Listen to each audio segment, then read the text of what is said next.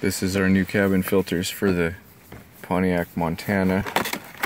Same as a Chevy Venture or Oldsmobile Silhouette. Up until about 2004. Gonna need both hands for that. Alright, so here's the filters outside of the package. And these are not very well marked as to how they should be inserted.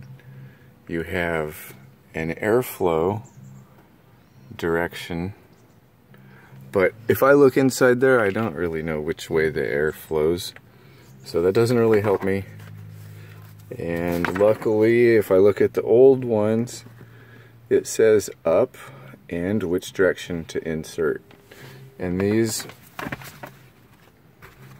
have the filter on the high side on this side and low side on that side. So by looking at this one, I can see the low side is the side that should be this direction. So we just match them up. This filter can slide right inside there. Let's see if we can knock things down. So would be easier with 3 hands. So you just push it in there, slides right in, straighten it. Let's switch hands.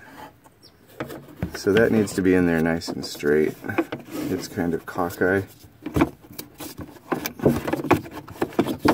There we go. And now slide it to the left.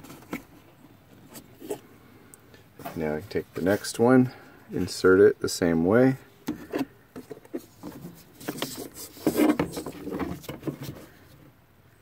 It should fit nice and snug.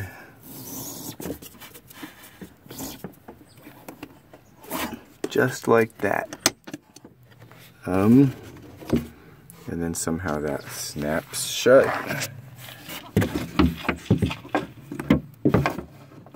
It hooks inside that little plastic hole.